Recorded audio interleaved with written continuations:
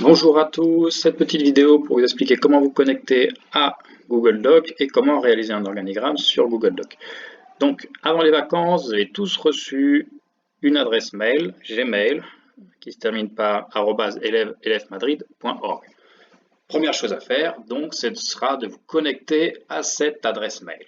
Donc, sur Gmail, vous êtes connecté, vous arrivez sur une page similaire, ça dépend comment vous avez paramétré votre boîte mail, mais tout le monde, vous avez ici les 9 petits points sur lesquels vous pouvez accéder à toutes les applications Google intégrées à la G Suite du lycée. Donc vous cliquez dessus et dans la liste, pas forcément dans le même ordre que moi, mais dans la liste, vous avez Google Doc.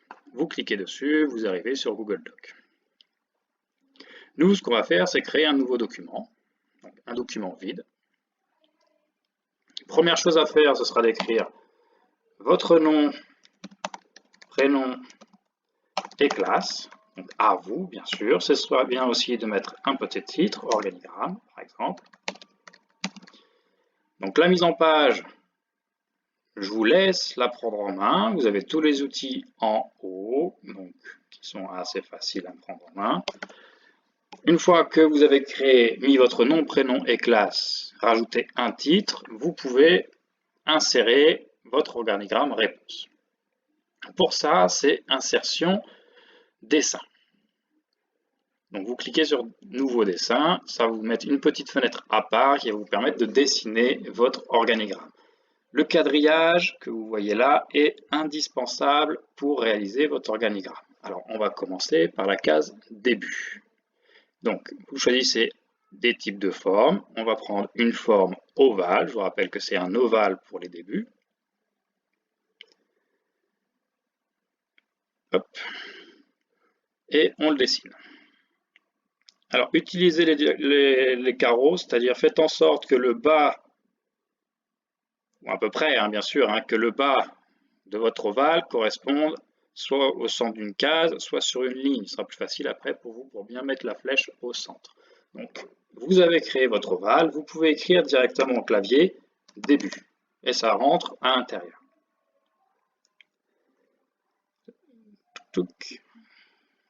Ok, ensuite, les flèches. Donc, ici vous avez les formes, les flèches ça à côté, donc on va choisir une flèche vers le bas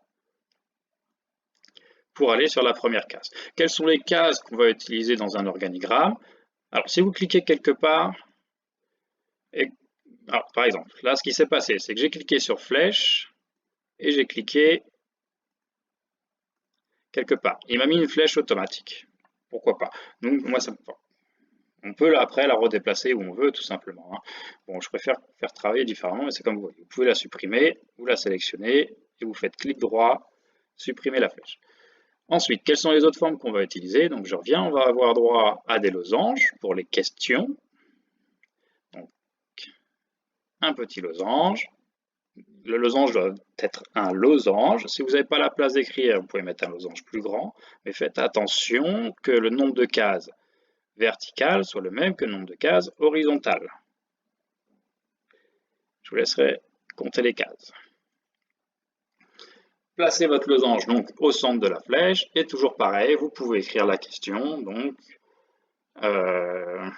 quelqu'un s'est présenté à la porte, il me semble.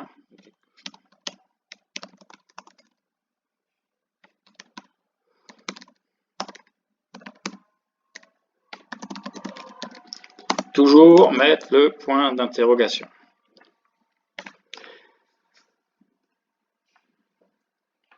Ok, donc,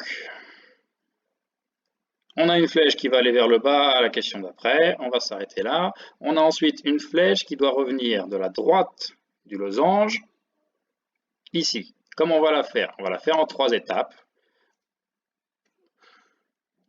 C'est le plus simple, mais bien sûr il y a d'autres façons de faire. Donc un trait horizontal, un trait... Ah, il m'a mis une flèche. Un trait horizontal, un autre trait vertical, et pour terminer, ce coup-ci, une flèche horizontale qui revient ici.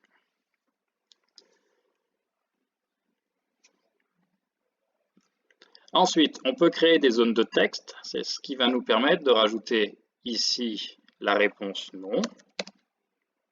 Alors, un petit peu plus grand pour que ça tienne. Et ici, la réponse oui. Ok, normalement vous avez la base pour compléter votre organigramme. Vous pouvez faire des textes plus petits, plus grands, ce sera à vous de voir. Une fois que vous avez terminé votre dessin, vous avez en haut enregistré votre dessin, vous faites enregistrer et fermer, vous avez le dessin qui apparaît dans votre document doc. Vous vérifiez que votre travail est bien. Si votre travail est bien fait, c'est tout simplement pour le rendre, c'est fichier télécharger. Attention, ce n'est pas enregistrer parce qu'on travaille en ligne. Donc on va télécharger votre travail sur votre propre ordinateur. Vous pouvez le télécharger en Microsoft Word ou en PDF directement. Moi, je conseille, quand il n'y a pas besoin de faire des modifications plus tard, de l'enregistrer en PDF. Pour être sûr que la mise en forme et la mise en page restent. Donc, document PDF. Et il a été enregistré. Donc, suivant comment est configuré votre ordinateur, il va arriver dans le document Descargas ou téléchargement de votre ordinateur. Et ensuite, pour rendre votre travail, c'est toujours pareil, c'est sur le cours, vous avez pour rendre son organigramme, vous rendez ici votre travail. Vous n'avez pas exactement la même page que moi, mais vous savez comment ça marche. Une chose importante que j'ai oublié de préciser en début de vidéo, c'est modifier le titre. C'est bien de faire apparaître votre nom et prénom dans le titre du document. Donc il suffit de cliquer en haut sur le nom, et là vous mettez votre nom et prénom, et pourquoi pas la problématique concernée. Ok, vous cliquez ailleurs, ça modifie automatiquement. Voilà, bon, je vous souhaite un bon travail, faites attention à ce que vos traits soient bien verticaux et horizontaux, ce qui n'est pas forcément le cas sur mon exemple, faites le mieux que moi. Bonne journée.